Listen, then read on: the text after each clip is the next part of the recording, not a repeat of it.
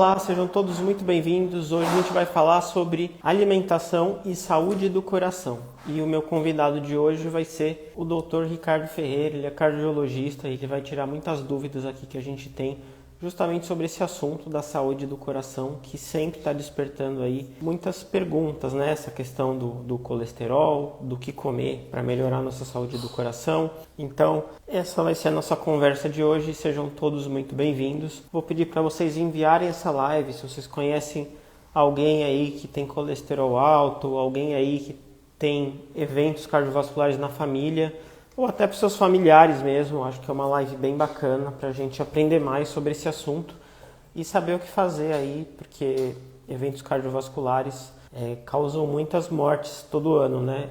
Uma das principais causas de morte são problemas relacionados ao coração. Então sejam todos muito bem-vindos. Vamos falar hoje sobre colesterol, a gente vai falar sobre a questão da dieta, como isso influencia, o que é colesterol alto, o que não é. Será que além do colesterol, outras coisas aumentam o nosso risco de ter problema cardiovascular? Várias questões bem importantes sobre isso, saber sobre os tipos de colesterol. Será que existe algum exame que, na verdade, é melhor do que o colesterol para saber o risco cardiovascular?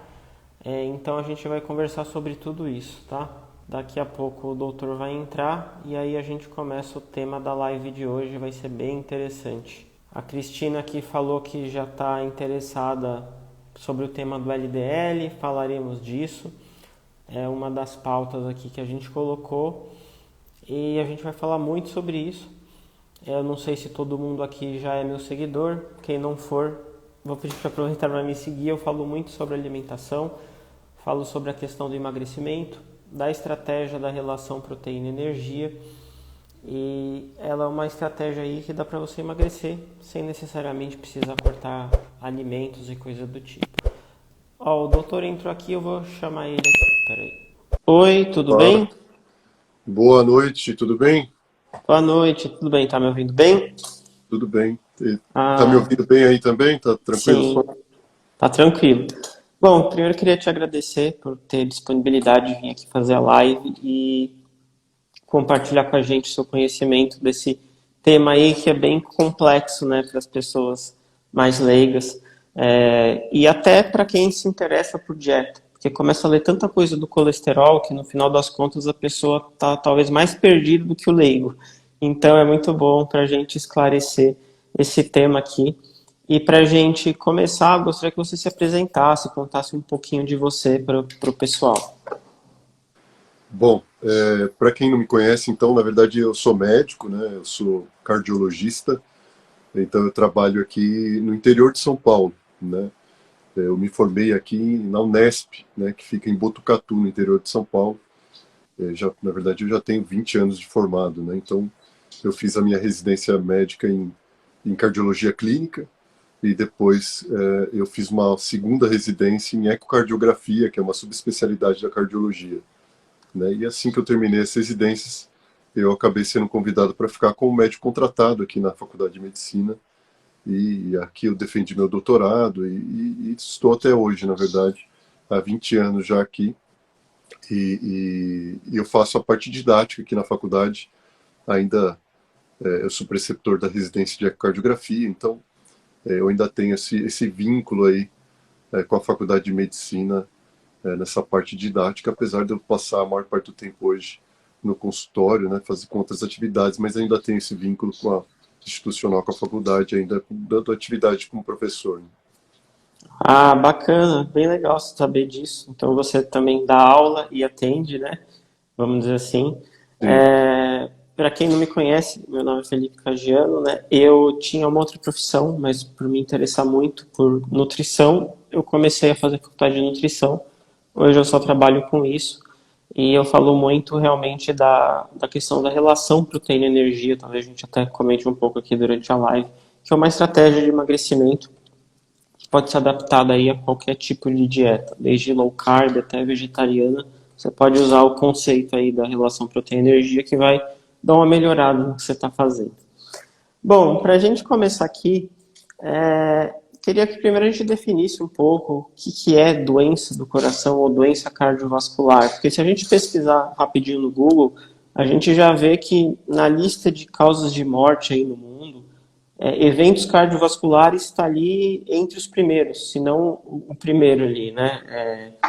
E eu queria que você falasse um pouco o que é evento cardiovascular, é só infarto, são outras coisas, como que é esse cenário das mortes por causa disso na atualidade? Na verdade, assim, o que você falou, a gente utiliza muito esse termo, né, doenças cardiovasculares, né, porque ele simplifica, né, a gente não precisa ficar citando tudo.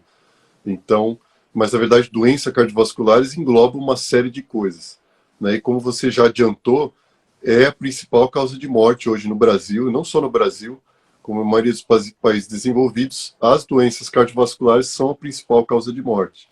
E assim, é principal ganhando longe do segundo lugar, né? Então, às vezes a gente pensa em outras doenças mais graves como câncer, infecções, mas as doenças cardiovasculares batem assim de longe, né? Até convido as pessoas que estiverem assistindo aí, se por curiosidade colocar no Google Cardiômetro 2022. O que é esse cardiômetro? É uma página, né, mantida pela Sociedade Brasileira de Cardiologia, que ela estima lá o número de mortes em tempo real, o número de mortes por doenças cardiovasculares no Brasil. Se você entrar nessa página hoje, vai dar mais de 400 mil mortes só esse ano, né? Então, é mais ou menos 46 pessoas por hora morrem de doença cardiovascular, por hora. Então, só na nossa live aqui, a gente vai ficar uma hora conversando, 46 pessoas vão ter morrido de doença cardiovascular no Brasil. Então, assim, é uma coisa séria, né? Por isso que a gente fala tanto sobre isso e sobre prevenção. Então, quais são as doenças cardiovasculares? Já que a gente fala tanto sobre isso, o infarto é a principal delas, né? Então, mas a gente tem, das principais, as mais prevalentes, é a doença coronariana, né? Que acaba levando ao infarto, né, seja o entupimento das artérias ali do coração, pela aterosclerose. Mas a gente tem também o AVC, né? Que é o acidente vascular cerebral, e a insuficiência cardíaca. Na verdade, essas são as top 3 aí das doenças cardiovasculares, né? As mais prevalentes e as que mais causam mortalidade, esses números alarmantes aí que eu acabei de citar. Mas tudo que envolve ou o coração ou o sistema vascular acaba entrando como doença cardiovascular. Então, embolia, trombose, aneurisma, dissecção de aorta, então assim, tem um monte de coisa, né? Mas quando a gente fala doença cardiovascular, a gente na maioria das vezes está se referindo a essas mais prevalentes, que é a doença coronariana, AVC e insuficiência cardíaca. Ah, entendi. Creio que deve ter surpreendido aí muita gente esses números. É praticamente metade da galera que está assistindo aqui na live esse número que você falou. E é muita gente mesmo. E sabendo desses números, é importante a gente entender também qual que seriam as causas dessas doenças, né? Porque às vezes pode se pensar, o infarto é uma coisa natural, ou essas doenças são naturais ao ser humano. E aí eu queria entender se... E deu uma cortadinha, você conseguiu me ouvir? Não, eu estou ouvindo normal. Ah, tá bom. Tá? Eu queria entender se isso aí realmente é destino, ou quais são os fatores que envolvem a pessoa ter um evento cardiovascular ou não? Se é genética, se é uma mistura de tudo, se é hábito de vida. Comenta um pouquinho disso pra gente. Então assim, a importância de falar sobre isso é que as doenças cardiovasculares, elas, na maior parte delas, são evitáveis, né? Então, é claro que, igual você falou, a idade, né, o próprio envelhecimento, ele predispõe ao maior risco cardiovascular, né? Então, vou dar um exemplo aqui fácil de entender, né? Então, por exemplo, quando a gente envelhece, a gente tem um enrijecimento das nossas artérias, né, pela própria senilidade ali. Esse enrijecimento das artérias aumenta o risco de você se tornar hipertenso. E a hipertensão é um fator de risco, por exemplo, para acidente vascular cerebral. Então, a idade é um fator de risco? Com certeza é, né? Ela aumenta o risco de você vir a ter esses problemas. Mas a doença cardiovascular ela é multifatorial, né? Então, a idade é só um desses fatores. Mas existem N outros, né? Então, hoje a gente sabe que os principais fatores de risco estão ligados a doenças metabólicas, né? Doenças metabólicas crônicas, e, por isso, potencialmente evitáveis. Então, diabetes, síndrome metabólica, a hipertensão, a própria hipertensão, a obesidade, né, o tabagismo. Então, são vários fatores de risco que a gente consegue, muitas vezes, modificar com mudança de hábitos. Né? Então, é por isso que a gente bate tanto nesse ponto, e eu, lá no meu Instagram, eu falo muito de mudanças de hábitos por causa disso. Né? Na verdade, com a mudança de hábitos, alimentação, atividade física, você consegue evitar essas doenças metabólicas crônicas e, com isso, evitar a complicação mais temida, que são justamente as doenças cardiovasculares. Então, quando as pessoas procuram um cardiologista para fazer um check-up, para evitar esses problemas, a gente vai buscar justamente esses fatores, né? Então, procurar e tratar e até reverter esses fatores de risco aí que vão causar. A genética, né, como você falou, será que, meus pais tiveram, então eu estou fadado a ter um problema cardiovascular porque eu tenho uma genética na família, uma predisposição?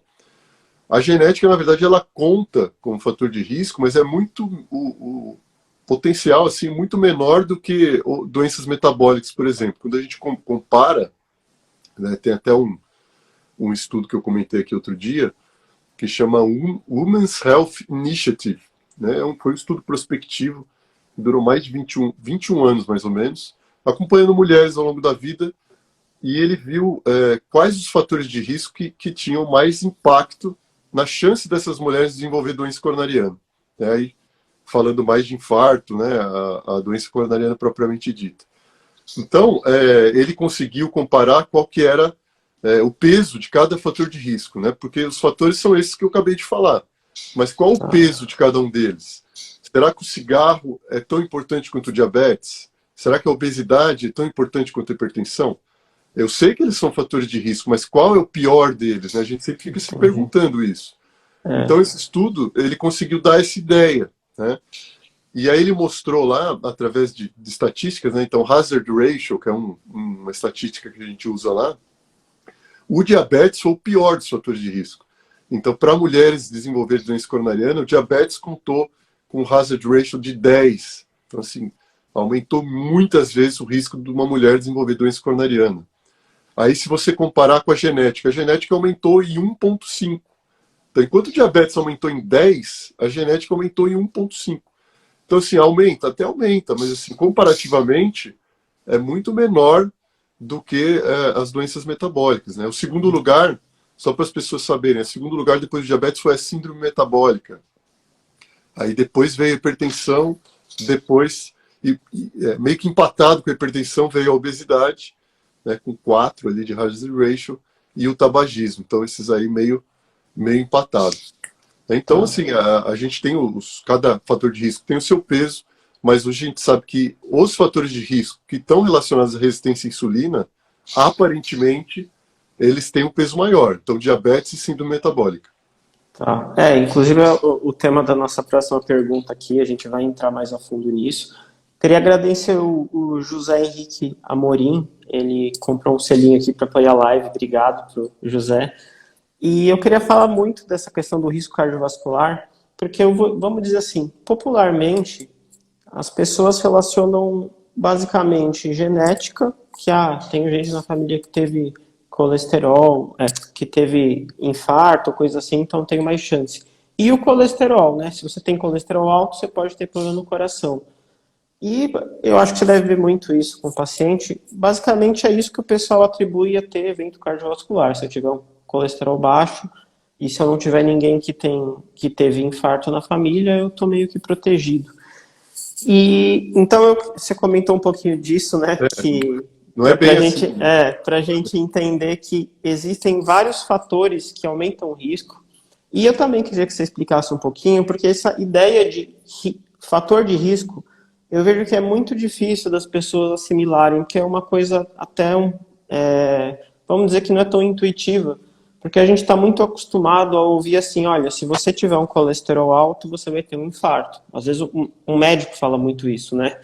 E aí a pessoa, até às vezes eu recebo mensagem, nossa, estou com colesterol alto, o que eu faço? Porque a pessoa é como se ela tivesse com uma bomba relógio no corpo mesmo, querendo desarmar, porque ela pode cair dura a qualquer momento, já que ela está com colesterol alto. Então a gente tem muito essa mentalidade, por exemplo, se eu fumo eu vou ter câncer no pulmão. Na verdade, pode ser que você não tenha, você só tem uma chance maior. Então eu queria que você explicasse o que é fator de risco exatamente e comentar um pouco mais dos fatores de risco, assim, o que aumenta mais a chance de ter problema e como que o colesterol entra nisso aí. Então, assim, quando um paciente procura o cardiologista, né, a primeira coisa que a gente vai fazer é justamente estratificar o risco cardiovascular desse paciente. Quer dizer, qual é o risco dele vir a ter um problema cardíaco a partir daquele momento, né, que eu estou seguindo ele. Então, a gente começa assim. Os pacientes com mais alto risco cardiovascular são aqueles que já tiveram algum evento. Então, chega um paciente e fala para mim, eu já infartei há 2 anos atrás. Então, esse paciente, ele já tem muito alto risco cardiovascular, ou seja, ele já tem a doença, né? Ele já teve um evento. Eu já tive um AVC há 5 anos atrás. Então, se ele já teve a doença, já teve um evento cardiovascular, ele já é muito alto risco. Daí eu já não preciso nem perguntar mais nada. Ele já é muito alto risco porque ele já teve um evento, né? Claro que aí eu vou buscar os fatores de risco para tratamento. Mas eu digo assim, o fato da pessoa já ter tido um evento já classifica ela como muito alto risco. Isso é um ponto. Aí depois a pessoa, não, eu nunca tive nada, né? Mas eu estou querendo só fazer a prevenção. Bom, aí a gente vai atrás, vai estratificar o risco dessa pessoa indo atrás de marcadores, né? Fatores de risco e marcadores de risco cardiovascular. Inclusive, assim, eu fiz lá no meu Stories uma enquete perguntando, né, se o triglicérides alto era um fator de risco cardiovascular ou um marcador de risco cardiovascular. Porque esses são dois conceitos que, apesar do nome, assim, o nome é bem parecido, né? Fator de risco cardiovascular e marcador de risco cardiovascular.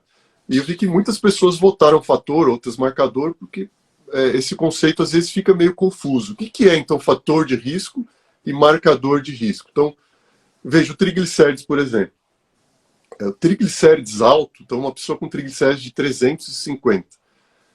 Comparado a uma pessoa que tem um triglicérides normal, essa pessoa tem um risco maior de vir a ter um infarto, por exemplo, né? Então, ter o triglicérides elevado está marcando aí um risco maior.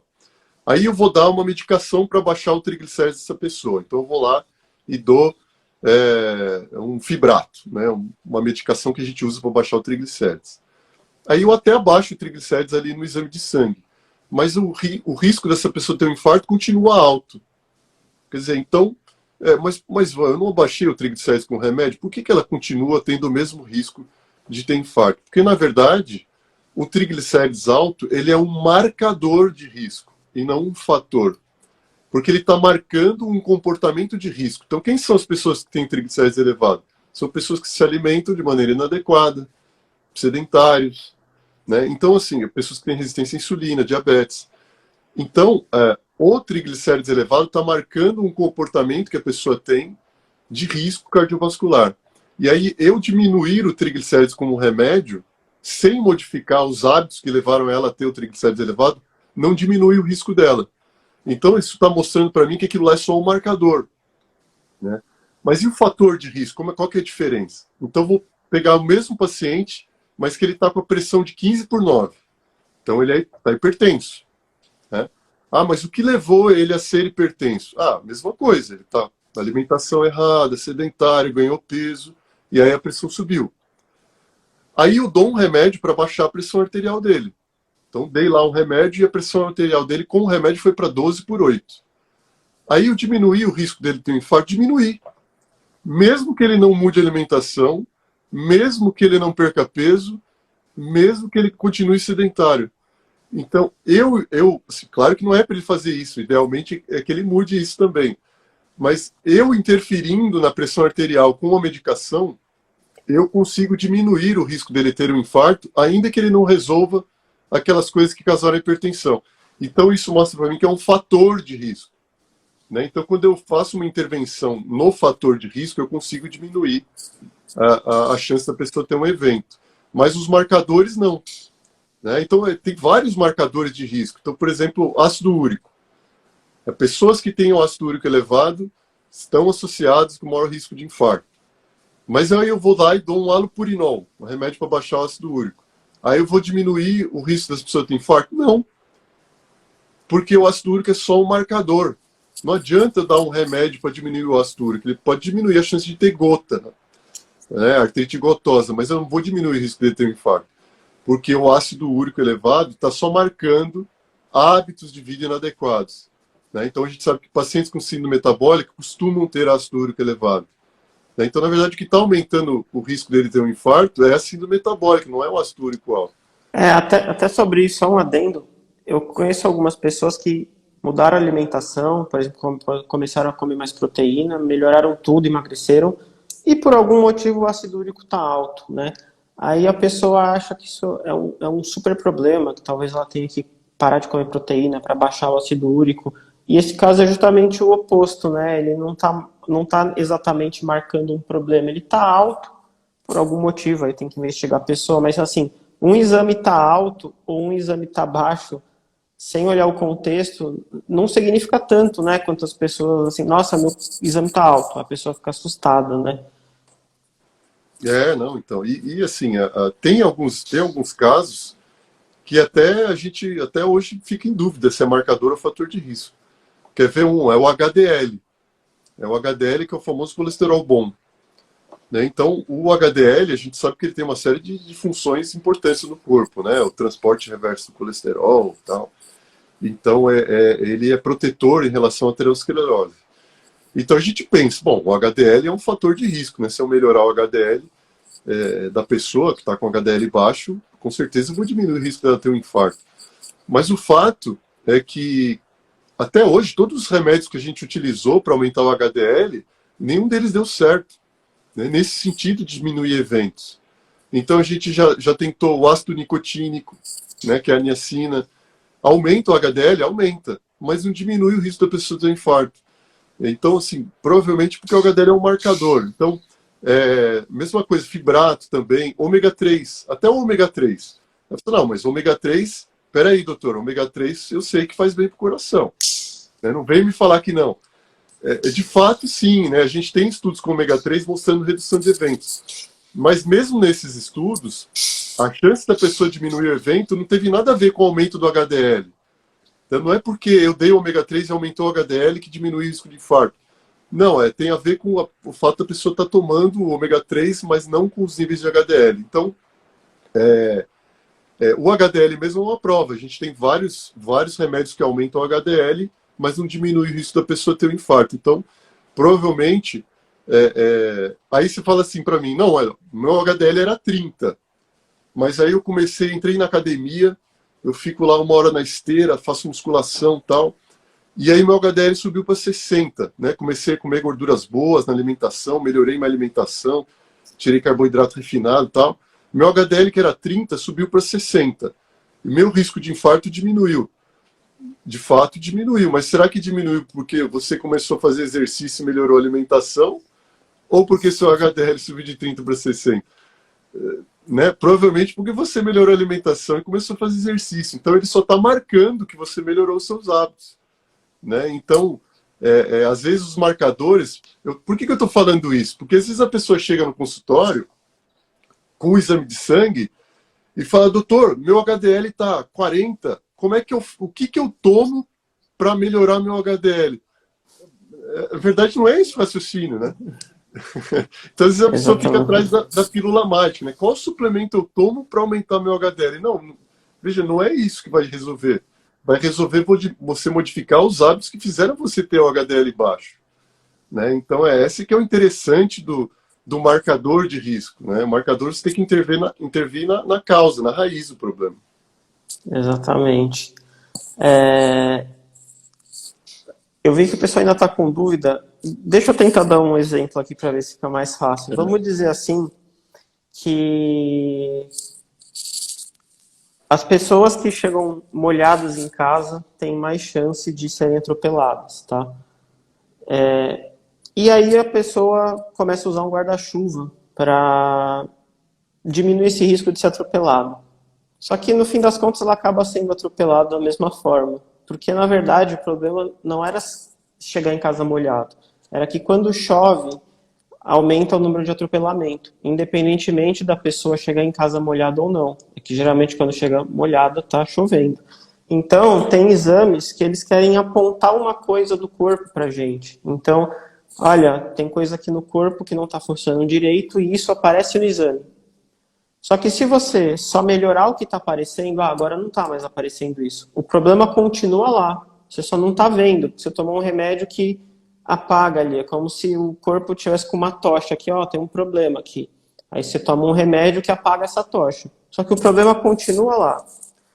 O que é diferente de, por exemplo, estar pegando fogo lá no seu corpo e você toma um remédio que apaga o fogo. Esse já é um risco verdadeiro, não é só um marcador, né? E eu sei que para a maioria acho que é difícil de entender isso de primeira, porque meio que a vida inteira a gente meio que mede a saúde só por exames. Se o número do exame é esse, tá bom. Se o número tá alto, tá ruim. E é só com isso que a pessoa se baseia. E no caso real, a gente sempre tem que olhar um contexto. De repente, o exame alto não quer dizer ruim naquele cenário. De repente, o exame baixo não significa que você não está mal. Até por isso que você falou que existem diversos fatores, né? Até duas perguntas que vieram relacionadas a isso que dá para a gente exemplificar melhor ainda. Por exemplo, a Tânia perguntou: é verdade que se a relação colesterol total barra HDL for menor que 4,5, ou seja, você divide o colesterol total pelo HDL, for menor que 4,5, o risco cardíaco é baixo? Vou fazer um comentário breve e depois você comenta. Eu só queria dizer, se a gente sabe que tem vários fatores de risco, um deles, talvez ser baixo, não significa que o risco cardíaco é baixo, né? Às vezes a pessoa tem colesterol total barra HDL bom, só que ela fuma, ela é sedentária e ela é obesa e tem resistência à insulina. Perfeito. Pode ser o melhor colesterol do mundo, o risco vai ser alto. Então a gente tem que parar de olhar só, tentar ver o todo mesmo, né? Então é meio isso. Ou tem assim, nossa, se no papel tiver isso, esquece o resto, você está seguro. Uhum. É exatamente isso. E aqui a Adriana perguntou a mesma coisa. Ó, a vitamina D é um fator ou um marcador de risco? A vitamina D, do ponto de vista cardiovascular, é um marcador. Né? Então, se você pensar quem são as pessoas que têm vitamina D baixa, assim, claro, tem série de motivos, mas vou colocar de uma maneira geral. Hoje, a gente tem, a maioria das pessoas que tem a vitamina D baixa porque a gente trabalha dentro de um local se você não tem uma baixa exposição solar, todo mundo trabalha embaixo de um teto, né, não toma sol, fica o dia inteiro trancado, ninguém sai para fazer exercício, aí não tem exposição solar, a obesidade, o tecido adiposo também sequestra a vitamina D, aí a pessoa come muito açúcar, o açúcar depleta a magnésio, aí não produz a vitamina D, então assim, uma série de coisas relacionadas a hábitos inadequados que fazem a vitamina D ficar baixa. Então a vitamina D baixa está marcando hábitos de vida inadequados. Não adianta eu pegar uma pessoa obesa, sedentária, com tudo isso que eu falei, e eu repor a vitamina D dela. Bom, pronto. Aí eu dei 10 mil unidades de vitamina D por dia, a vitamina D foi para 50, mas ela continua obesa, sedentária e não tem exposição. Você acha que vai resolver alguma coisa? Óbvio que não. Então, é um marcador, a vitamina D é um marcador. É claro que eu estou falando do ponto de vista cardiovascular, não estou falando de saúde óssea, nada disso. Tá? Mas a vitamina D é um bom exemplo. E até da vitamina D, assim, é um negócio muito estudado, né? E o que mais sai é estudo de vitamina D que fala, não deu certo, vamos dizer assim, né? A expectativa é, vamos dar vitamina D que vai melhorar isso, porque a gente viu que o pessoal que costuma ter vitamina D alta se dá bem com essas coisas, né? Quem tem vitamina D alta tem pouco problema. Então, vamos fazer um estudo, vamos aumentar a vitamina D desse pessoal através de cápsulas e ver se resolve alguma coisa. E, assim, é relativamente comum sair esses estudos que, olha, esse estudo não deu em nada, né? Justamente por causa disso. Porque era só apontando, olha, geralmente quem tem vida saudável acaba tendo uma vitamina D maior. Esse que é o segredo, né? Não o número da vitamina D sair alta no exame. Até veio outra pergunta também da Thaisa. Doutor, perda de peso diminui o risco de infarto? Sim, sim. Não, isso aí faz um gancho com o que o Felipe acabou de falar. Né, da pessoa pegar os exames de sangue e falar, olha, meus exames estão tudo bem, então meu risco é baixo. E a pessoa está lá com 110 quilos, né? Então, até aconteceu uma polêmica na época do BBB, lá que tinha um integrante do BBB que era uma pessoa bem obesa, e conversando lá com os outros participantes lá do programa, falou, não, eu estou bem acima do peso, mas meus exames estão todos bons. E aí foi aquela polêmica da obesidade saudável, né? Quer dizer, Então, assim, na verdade, não existe essa questão da obesidade saudável. É claro que sim, tem uma série de nuances dentro disso, né? Tem a questão do limiar de gordura corporal pessoal. Então, tem pessoas que conseguem engordar mais sem acumular tanta gordura visceral, né? Isso tem a ver com o limiar pessoal de gordura, né? E aí essas pessoas demoram mais para ter problemas associados à obesidade. Tem pessoas que um pouco de peso que ganham já acumulam um monte de gordura visceral, porque elas têm um limiar baixo de gordura corporal. Então acumula pouco no subcutâneo e muito visceral. Então, tirando essas nuances que existem, né, de pessoas que conseguem engordar mais sem ter problemas, mas na maioria das vezes, né, na imensa maioria das vezes, a obesidade é um fator de risco independente, né? Então, não é que o obeso só vai aumentar o risco cardiovascular se ele desenvolver hipertensão, se ele desenvolver diabetes, se ele desenvolver dislipidemia. Não, a obesidade sozinha, mesmo que os exames ali no papel estejam normais, ela já significa aumento do risco cardiovascular, né? Então, o contrário é verdadeiro. Se você perde peso, o risco cardiovascular diminui. Por quê? Porque o tecido adiposo, principalmente a gordura visceral, hoje a gente sabe que não é um tecido inerte ali, né? A gordura visceral ela é uma grande glândula endócrina. Ela produz um monte de substâncias, né? As adipocinas. Então, angiotensinogênio, leptina, adiponectina, fator de necrose tumoral, interleucina. Não vou ficar falando um monte de nome aqui, senão as pessoas vão sair da live. Mas então, essas adipocinas que o tecido adiposo produz caem na circulação. E cai na circulação, isso vai fazer efeito no corpo, né? Em outros lugares do corpo, inclusive no coração, nas artérias. Então, a obesidade por si só, de maneira independente, aumenta o risco cardiovascular. Tá? Então, respondendo a pergunta dela, se eu perder peso, eu diminuo meu risco cardiovascular? Com certeza, principalmente se for gordura visceral. E hoje se fala muito em inflamação, as pessoas têm muito medo de comer algo inflamatório, mas nada é mais inflamatório do que você ter um excesso de gordura, né? O tecido adiposo, ele é inflamatório. Então, mais importante do que achar o alimento inflamatório ou não, é saber que se você emagrecer, você vai diminuir seu nível de inflamação crônico, que é o mais importante, né? E na prática, a gente sabe que geralmente, se a pessoa ganha gordura corporal, isso vai trazer junto outros problemas, né? Porque resistência à insulina, boa parte dos casos de hipertensão, diabetes, isso vem como um efeito da toxicidade energética, né? De você acumular mais gordura no corpo do que seu corpo está preparado, vamos dizer assim. E aí ele já não sabe mais onde acumular essa gordura, vai acumular no fígado. A pessoa tem gordura no fígado. Ou dependendo aí um pouco da genética da pessoa, vai tendo desmembramentos diferentes dessa toxicidade energética, mas é até minoria a pessoa que acaba ganhando mais peso e não acompanha nada junto, né? Então, quando você perde o peso, perde a gordura... Sempre que eu falo peso é perder gordura, né? Porque perder músculo é ruim. Mas quando você perde a gordura, você tá, além de diminuir o risco que a obesidade em si traz, você diminui outros riscos juntos, né? Vai melhorar a pressão, vai melhorar outras coisas aí, geralmente é o que acontece. Exato. E agora vamos entrar na questão do colesterol mesmo, que já veio várias perguntas sobre isso, né? Sim. E sempre vem. E justamente agora, como a gente falou em fatores de risco, nem sempre a coisa vai de um lado só. Por exemplo, eu fiz uma coisa, diminui todos os meus fatores de risco. Pode ser que você faça alguma coisa que você diminua vários fatores de risco e outro aumente. Como por exemplo, uma pessoa falou, perdi 15 quilos, mas meu LDL aumentou. A gente sempre tem que ter, acho, esse olhar de ver o plano geral, né? Se você diminuiu vários fatores de risco, inclusive os mais importantes, e um deles aumentou, no geral, você como pessoa está com um fator de risco menor. Mas eu queria que você comentasse dessa questão do colesterol. Ele é um fator de risco? E que colesterol que é fator de risco? É o total? É o LDL? E essas continhas que o pessoal comentou aqui, como que funcionam essas coisas? Se a pessoa emagreceu e aumentou o LDL, isso é bom, isso é ruim? E até uma pessoa falou, mas tem médico que fala que é bom ter o LDL alto. Como é tudo isso aí? Comenta um pouquinho com a gente. Bom, o colesterol, Primeiro, assim, o colesterol é um fator de risco? É. Né? Então, a gente sabe que o colesterol ele tem papel importante na fisiopatologia da aterosclerose. Tá? Então, quando a gente vai lá naquela placa de gordura lá na artéria, se você olhar lá com o microscópio, tem colesterol lá dentro, né? Então a gente tem as estrias de gordura, células espumosas lá dentro da placa de ateroma e tem colesterol. Então, assim, o colesterol chegou lá dentro.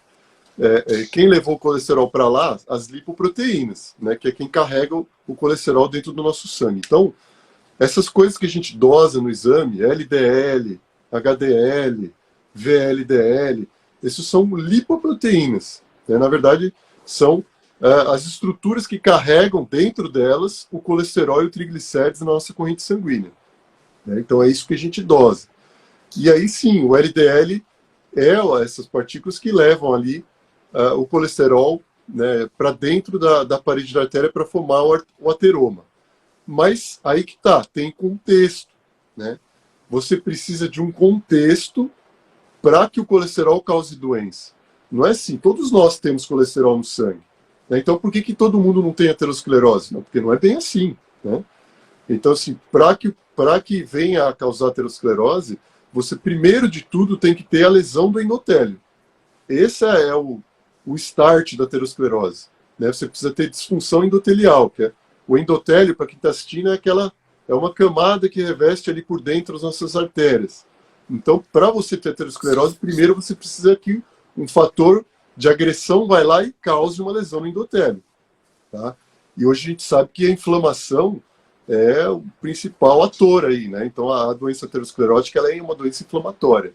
Então, você tem fatores de agressão que causam inflamação, a inflamação leva à disfunção do endotélio, e aí, ou um endotélio doente vai predispor à aterosclerose. Aí o colesterol vai entrar nesse mecanismo aí fisiopatológico. Bom, então é um fator de risco? É um fator de risco.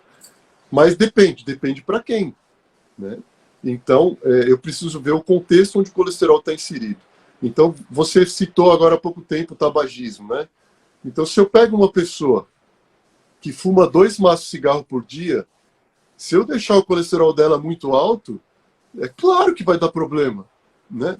Vocês têm alguma dúvida disso? Não, né? Porque ele fumar 2 maços de cigarro por dia está criando um ambiente propício à aterosclerose. Aí eu vou lá e deixo o colesterol dele super alto. Não vai dar certo, né? Então, depende do contexto, né? Mesma coisa um diabético. Né? Então, se eu tenho um diabético que está sempre com a glicemia de 200, 220, a pessoa não faz a alimentação correta, ou não usa as medicações de forma adequada, e está sempre com a hemoglobina glicada lá de 8, vem na consulta glicada de 8, 9. Aí, se eu deixar essa pessoa com colesterol de 300, será que vai dar problema? É claro que vai dar problema, né? Porque a glicemia elevada no sangue oxida o LDL, causa glicação, causa lesão endotélio. Então, eu já estou criando um ambiente propício para aterosclerose. Então, o colesterol causar ou não doença depende muito do contexto. Tá? Isso não sou eu que estou falando, isso a gente tem vários estudos. Né? Então, a gente tem que avaliar tudo isso. Então, o Felipe também já comentou aqui na live, né? Você não precisa necessariamente ter o colesterol alto para ter aterosclerose. Né? Se você tiver os outros fatores de risco, mesmo com colesterol baixo, você desenvolve aterosclerose. Né? Então, o colesterol faz parte aí, é um dos fatores, mas depende muito do contexto. Aí tem essas continhas dentro da sua pergunta. Você falou, e essas contas que a gente faz? Colesterol total sobre HDL, triglicérides sobre HDL. Né? Então, na verdade, são razões que a gente usa ali no perfil lipídico que ajudam a gente a estimar o risco de uma maneira melhor do que se você pegar um valor isolado. Então, por exemplo, se eu pegar só o valor de colesterol total, ele me diz pouca coisa. Né? Então, não é um bom marcador. Agora, se eu pegar o colesterol total e dividir pelo HDL, já ajuda um pouco. Né? Porque aí eu vou estar estratificando pessoas que têm um HDL alto, que eu já sei que tem um risco um pouco menor. Né? Então, a mesma coisa o triglicérides sobre o HDL. Então, pessoas que têm o triglicérides sobre o HDL maior que 2, maior que 2,5, essas pessoas têm um risco maior de ter aterosclerose, ainda que o LDL não seja tão alto. Mas se o LDL for mais alto, pior ainda. Né? Então, assim, quando o contexto é ruim, aí o LDL faz diferença. Entendi. E duas perguntas aqui. Existe um número de LDL que você considera, olha, a partir desse nível, independentemente dos outros fatores de risco, eu me preocupo? E eu já li um pouco sobre isso até no seu perfil. Hoje em dia, a gente já tem alguns exames que, na verdade, são muito mais precisos do que o próprio LDL. E eles nem são tão difíceis de se fazer. Você pode comentar um pouquinho? Porque às vezes a pessoa que está preocupada, e às vezes fazer um exame desse pode ser melhor do que ela ficar pensando muito nisso. Exatamente. Então, quando a gente pega um LDL alto, mesmo na literatura mais tradicional da cardiologia, a gente considera o LDL muito elevado acima de 190, né, para você considerar muito elevado. Tá? Então, até esse é um valor de corte que a gente usa para pensar em dislipidemias genéticas, familiares e tal. Então, esse, para falar que está muito elevado, seria acima de 190. Aí a pessoa fala, não, eu faço o meu carb e o meu está 200, já quer sair da live aqui e correndo para o hospital.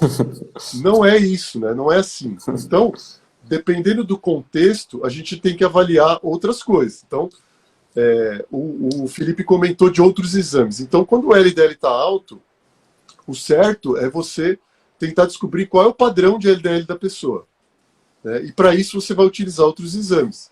Um desses exames é a dosagem de ApoB, né? ApoB e ApoA1.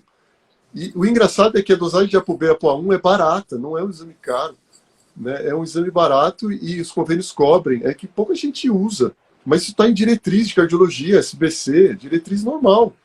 Não é low carb, nada disso não. É diretriz lá, tradicional. Está lá, ApoB, né?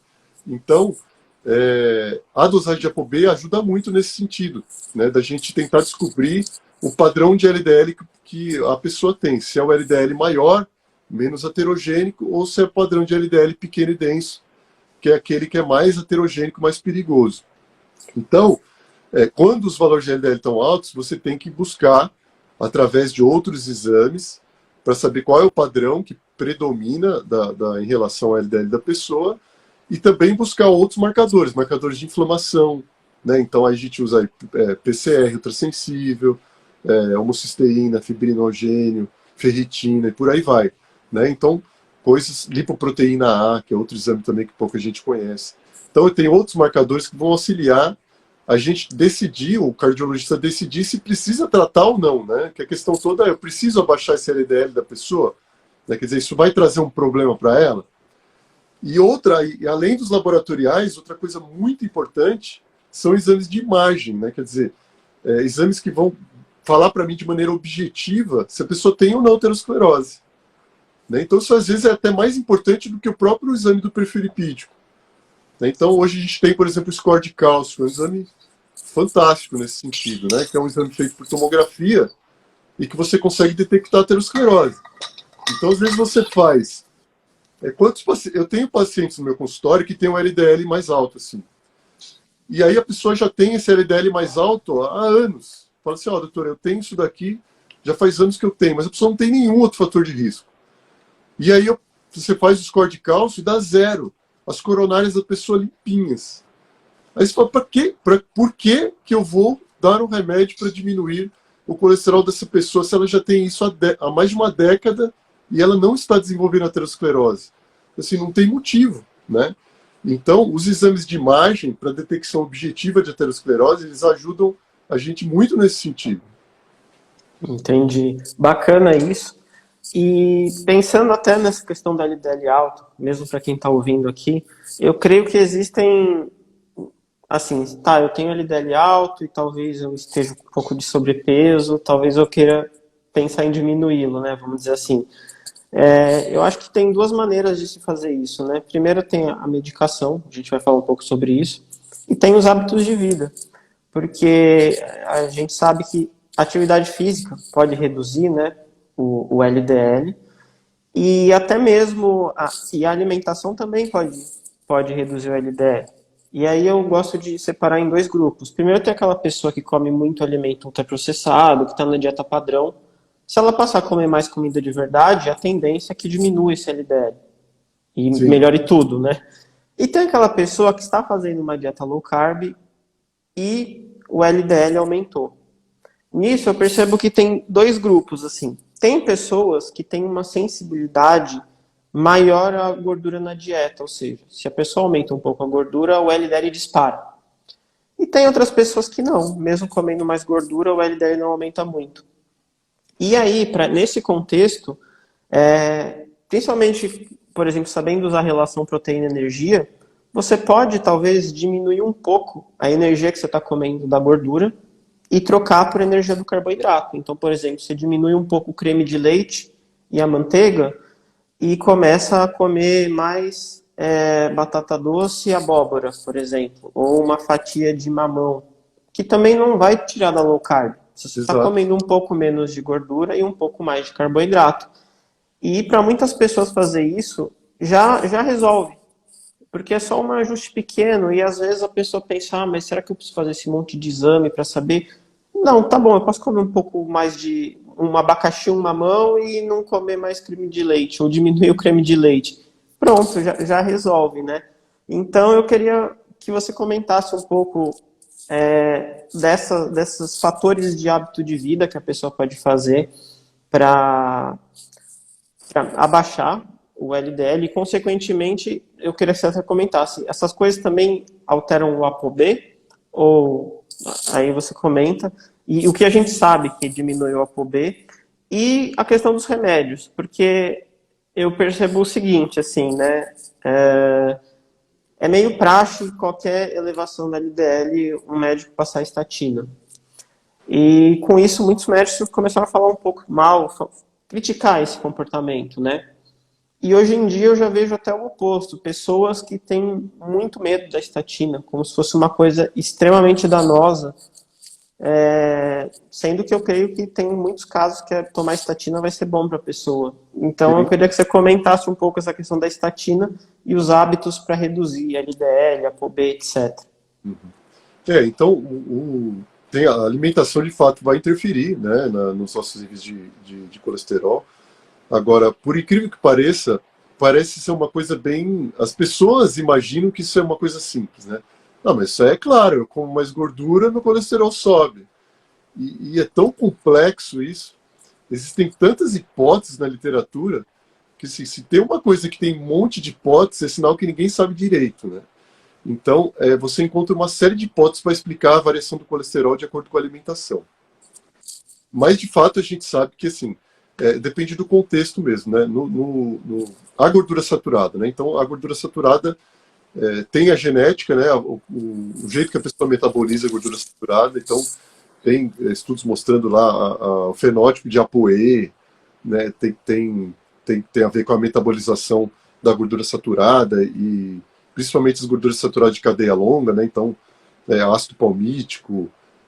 Então, tem algumas gorduras saturadas, alguns ácidos graxos saturados que têm a tendência maior de aumentar o LDL em pessoas que não metabolizam bem, né? Então, de fato, aí entra a individualidade, né? Então, você vai fazer adequações da dieta de acordo com a individualidade da pessoa. Tem que respeitar a individualidade. Quando eu como mais gordura, meu LDL sobe muito. Bom, então, você já sabe que você vai ter que adequar isso, né? Isso é uma coisa. E não são todas as gorduras saturadas que sobem. Então, por exemplo, a gordura saturada do cacau, né, de chocolate, já tem vários estudos mostrando que não sobe o LDL. A gordura saturada mas não sobe o LDL. Então, não são todas os ácidos graxos saturados que têm esse impacto. A do óleo de coco, por exemplo, que agora até não. Até esqueci o nome do ácido graxo são tantos, né? Láurico, mirístico, bom. A do óleo de coco é uma das que sobe mais também. Então, depende muito do ácido graxo, do alimento, da matriz alimentar, né? Então, por exemplo, laticínios integrais. Laticínios integrais tem gordura saturada? Tem.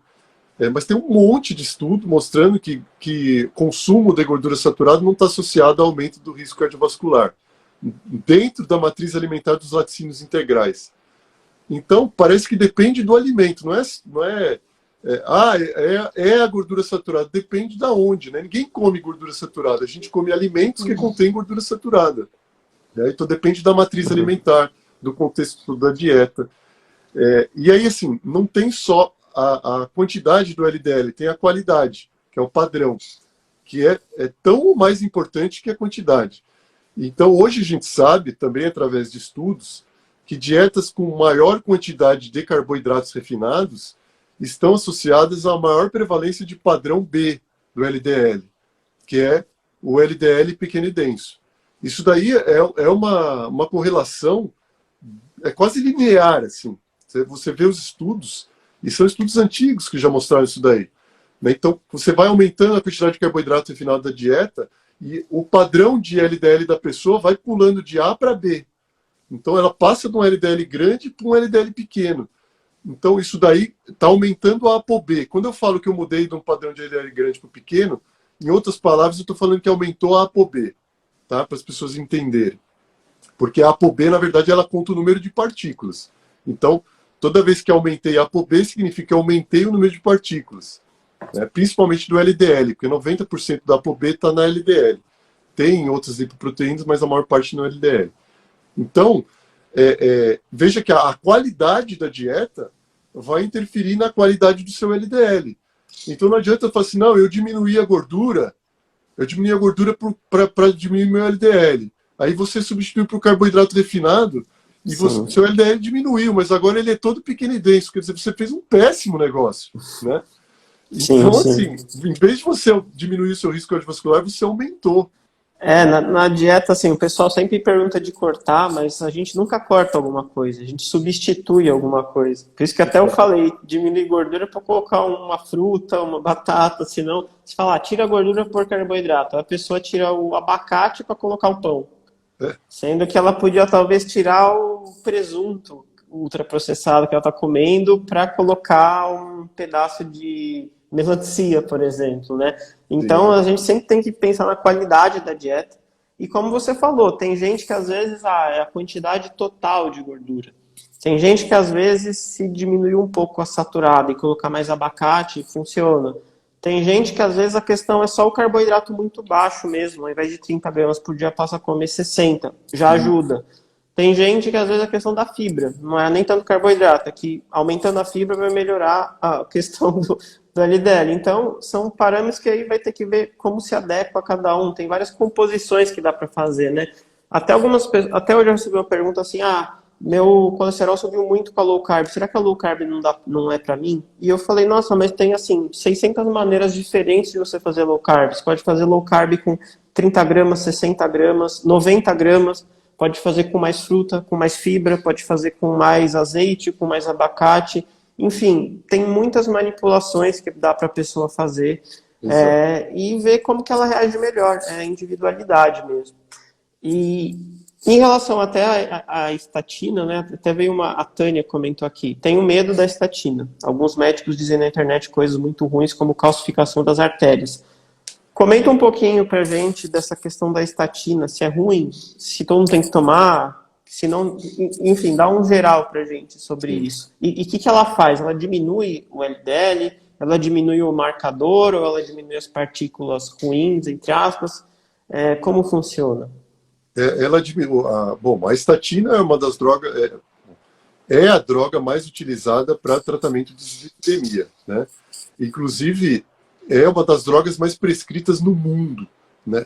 Isso falando assim, em geral, não estou falando da cardiologia, não. Né? É uma das mais prescritas no mundo. Então, a estatina funciona? Bom, a gente sabe que funciona, a gente tem vários estudos aí, principalmente na prevenção secundária. Então, aquela pessoa que já teve um infarto, que já teve um AVC, então essa pessoa já tem a doença, ela já tem aterosclerose, né? Não estou querendo prevenir, ela já tem o problema. Então, a estatina, além dela reduzir ali o LDL, a ApoB, ela reduz a ApoB também. Ela vai ter um efeito na placa de aterosclerose, tem um efeito anti-inflamatório na placa, né? Um efeito de estabilização de placa. Então, evita com que aquelas placas de aterosclerose que a pessoa já tem, ela diminui a chance dessas placas se romperem e causarem eventos agudos. Então, tem outras indicações aí da estatina, além dos números ali do colesterol no papel, ali no exame de sangue. Mas assim, aí toda a discussão é na prevenção primária, né? Então, quer dizer, quem que deve tomar estatina se uma pessoa não tem aterosclerose? né? Então aí depende, aí a gente entra naquele negócio do contexto, né? Então mesmo quando você pega os estudos, tem um estudo famoso com a simvastatina que chama 4S. Então, quando você analisa lá o subgrupo de pacientes, quando você dava estatina para uma pessoa que tinha o triglicérides, aquela relação triglicérides-HDL que a gente acabou de comentar há pouco aqui. Então, quando você dava simvastatina para os pacientes que tinham relação triglicérides-HDL alterada, isso diminuía bastante os eventos cardiovasculares, né? Quando você dava a mesma simvastatina, mesmo remédio, para o subgrupo de pacientes que tinha relação triglicérides-HDL normal, isso não diminuía tanto os eventos cardiovasculares. Por quê? Porque aqueles que tinham o triglicérides HDL alterado, provavelmente eles já tinham resistência à insulina, eles tinham LDL pequeno e denso. Então, se para essas pessoas, né, dar a estatina deu melhores resultados. Então, quando o contexto é ruim, você tem um contexto que predispõe à aterosclerose, aí você abaixar o colesterol nesse contexto vai trazer benefício para a pessoa, né? Agora, e o contrário também é verdadeiro, né? Se a pessoa está saudável, está tudo bem, você reduzir o colesterol dela e o risco cardiovascular dela é baixo, você reduzir o colesterol dela pode ser que não traga tantos benefícios, ou nenhum às vezes, né? Então depende muito. Agora, é importante a gente falar uma coisa aqui, né? Eu vi até que, vendo os stories do Felipe hoje, eu vi que você colocou lá 88% da população adulta americana não tem saúde metabólica. Então veja que curioso. Nós criamos uma demanda para a estatina. Essa demanda não existia na época dos nossos bisavós. Tá? Que os nossos bisavós comiam lá as coisas que eles plantavam no quintal, a banha do porco, a galinha caipira, o ovo. Não tinha demanda para estatina naquela época. Por quê? Porque eles eram mais saudáveis. Aí alguém veio e teve a brilhante ideia de criar a pirâmide alimentar. E colocou na base da pirâmide alimentar pão, cereais, macarrão e arroz. E jogou a proteína lá para cima na pirâmide. Né? E jogou lá frango. Se você olhar na pirâmide, a primeira que inventaram, aquela lá atrás, frango, peixe, ovo e carne. E laticínios. Está lá em cima, no topo da pirâmide. Que significa que a pessoa tinha que comer poucas porções daquilo e um monte de porção de cereais, pão, macarrão e batata. Isso deu errado, né? Tá na cara que deu errado. Aí você criou com isso uma geração de pessoas que não têm saúde metabólica. E aí, nessas pessoas, nesse contexto, você diminuiu o LDL, talvez traga benefício. E foi o que aconteceu, foi o que a gente viu. Nós criamos uma demanda para a estatina, que não existia antes. A mesma coisa com a metformina. Poderia falar a mesma coisa da metformina. Hoje, quantos pacientes no meu consultório tomam metformina? Porque eles precisam, né? Mas por quê? A gente criou essa demanda, né? As pessoas estão comendo errado, os hábitos estão errados, e aí todo mundo desenvolve resistência à insulina, todo mundo desenvolve diabetes, e criou-se uma demanda para um remédio que antes não existia, né? Sim. Até eu sempre coloco isso em perspectiva, assim, porque realmente um médico não deveria simplesmente dar um remédio e não explicar as coisas para as pessoas, mas meio até fazendo um papel assim de advogado do diabo, são pouquíssimos pacientes que fazem realmente uma mudança de estilo de vida. Então o médico talvez pense, olha, eu não vou falar para essa pessoa emagrecer e fazer exercício, porque ela não vai fazer isso. Então eu vou dar um remédio para ela, que ela tem menos chance de morrer, pelo menos. Ainda mais se é uma consulta rápida. E assim, eu só falo de mudança de estilo de vida pro perfil, mas para tentar, às vezes, entender por que alguém faz isso, né? Às vezes não é porque ela só quer tacar remédio, é porque é difícil das pessoas realmente mudarem estilo de vida. Eu sei que quem chega no meu perfil quer fazer isso, mas às vezes mesmo querendo a pessoa não consegue. E se de repente ela está num fator de risco alto, ela tem que realmente ponderar e não, às vezes, só pensar, tomar remédio é ruim, eu tenho que mudar a alimentação. Assim, ter um ponderamento, né? E você pode, talvez, até uma pessoa falou, meu médico aqui deu a opção de tomar estatina ou mudar estilo de vida, recusei estatina. Ótimo, mas você conseguiu mudar o estilo de vida? Espero que sim, porque senão você não vai ter redução de risco, né? Você vai continuar com um risco mais alto sem o remédio. Porque Eu sei que muito se fala dos efeitos colaterais da estatina, queria que você comentasse um pouco, mas assim, a gente não tem informação que, não, tomar estatina faz mal, assim, né? Tipo assim, você tomar estatina, você vai piorar sua saúde, ou vai gerar isso ou aquilo. Todo remédio tem efeito colateral, mas assim, você pode comentar um pouco sobre isso? Sim, sim. Não, como você falou, todo remédio tem o seu efeito colateral, então você tem que sempre pesar risco-benefício, né? Quando você vai passar um remédio, seja qual for. Então, assim, as estatinas têm efeitos colaterais? Tem. Né? O mais comum é a miopatia, né? Mialgia. Então, a pessoa pode ter dor muscular, pode ter alteração das enzimas hepáticas, apesar disso ser bem mais raro. Você pode aumentar, ela interfere na questão da sensibilidade à insulina também. Então, a médio e longo prazo, a utilização crônica de estatinas, os estudos mostram também que aumenta um pouco o risco da pessoa desenvolver diabetes tipo 2. Então, isso é em algumas pessoas, não é em todo mundo. Então, você calcula um NNH, né? Quer dizer, o número de pessoas necessárias para causar dano. Então, quantas pessoas eu preciso tratar com estatina para que uma desenvolva diabetes tipo 2? A gente tem esses números, né? Então, por isso que eu preciso calcular o risco-benefício. Né? Então, se o benefício que eu estou estimando para essa pessoa de eu diminuir o colesterol dela for maior do que o risco de eu causar dano com a estatina, então vai valer a pena. Eu jogo na balança e, não, eu cheguei à conclusão que vale a pena. Né? Então, o benefício vai ser maior que o dano. Então, é isso que a gente pesa quando vai prescrever um remédio. Né? Então, tem efeitos colaterais? Tem, mas às vezes o benefício vai ser maior. E, claro, a gente tem hoje suplementos que podem diminuir, por exemplo, a questão da miopatia. Né? Hoje a gente tem alguns suplementos, alguns fatores de risco para miopatia que são conhecidos. Né? A deficiência de vitamina D, o hipotiroidismo, a própria obesidade, os pacientes idosos. Eu tenho um grupo de pacientes que tem maior risco de ter efeitos colaterais com estatina. E às vezes, utilizando alguns suplementos, algumas coisas, a gente consegue também diminuir esse risco. Né? Tem estratégias. Então, assim, não é o fim do mundo usar estatina. Eu sempre falo para os pacientes. Às vezes chegam o paciente no consultório, eu não quero usar estatina por causa disso, e você fala, olha, a gente tem que ver, pesar o risco-benefício. Né? Agora, isso tem que ser decidido, é uma decisão compartilhada. Né? Eu respeito o paciente, fala para mim, olha, não quero usar, ótimo. Né? Eu não vou obrigar você a usar remédio nenhum. Né? O papel do médico é explicar quais são os riscos e benefícios, e o paciente pode participar dessa decisão. Fala assim, não, eu vou optar por não utilizar. Tranquilo. Né? Com certeza. Assim, eu vejo que as pessoas não veem muito, tanto o nutricionista como o próprio médico, assim, na verdade, eles estão prestando um serviço pra gente, né? Ajudando a gente a melhorar a nossa saúde. Então, mas meu nutricionista tirou isso. E a pessoa ficou com raiva. Mas, poxa, no final das contas, se você quiser, você vai comer, sabe? Não é alguém que vai tirar ou não. Você tem que discutir com ele, entender por quê, qual o motivo, qual o racional daquilo. Ou você pode negociar com ele no sentido de, mas se eu tirar isso, não dá para manter esse alimento, a gente contém o mesmo objetivo. E realmente tem muito dessa falta de conversa. Muitos profissionais só passam a dieta, ou o médico só passa o remédio e pronto.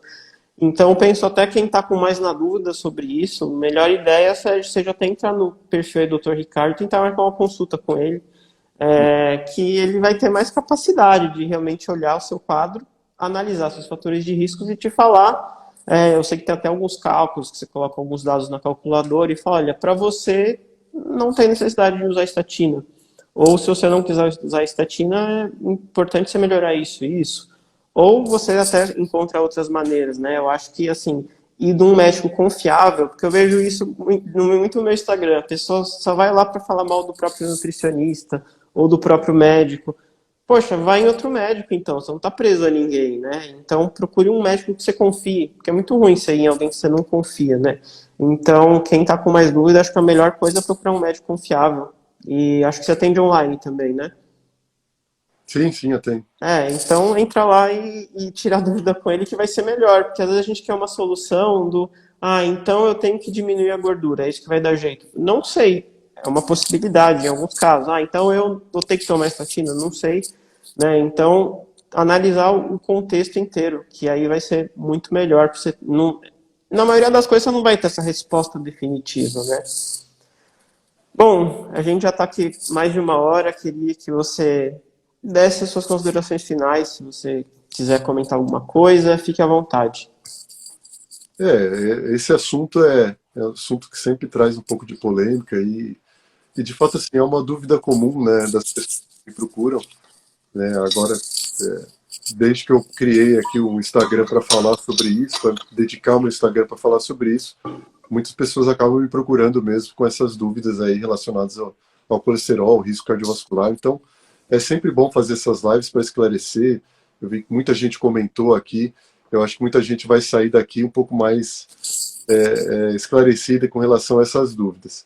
Mas, assim, o que eu queria dizer é que, assim, independente da estratégia alimentar, eu acho que a gente tem que, a cardiologia, a gente tem que orientar os pacientes a diminuir os alimentos ultraprocessados, né? Então, é o que eu sempre falo aqui nas minhas postagens, é comida de verdade, né? Então, eu costumo brincar que eu falo aos pacientes, quem vai mais no açougue, na peixaria e na quitanda, vai menos na farmácia.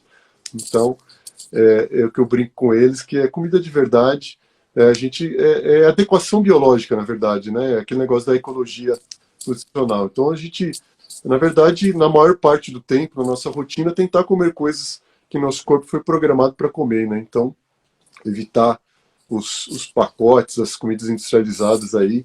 É claro que não é proibido comer nada disso, não existe alimento proibido, né? A gente pode deixar essas coisas para as exceções, né? Então, olhar a frequência e a quantidade, né? Nada é proibido, mas a rotina, o que a gente come no dia a dia é o que faz a diferença.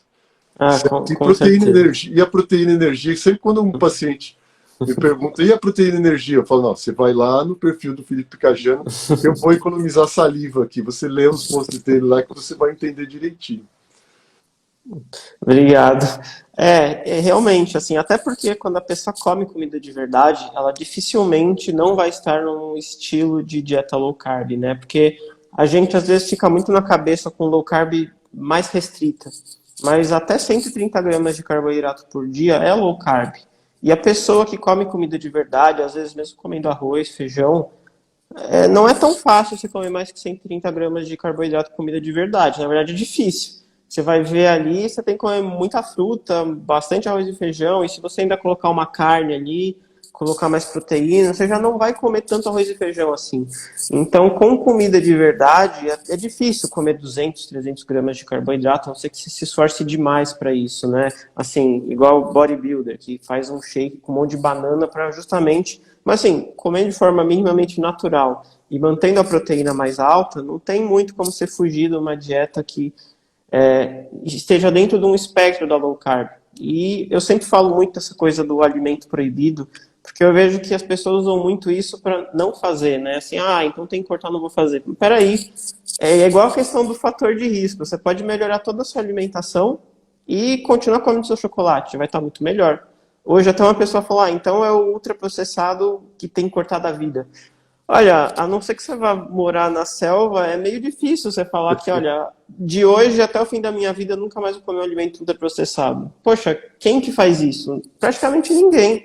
Não Você tem. nunca mais vai comer um alimento ultraprocessado na vida inteira, nos próximos 60 anos.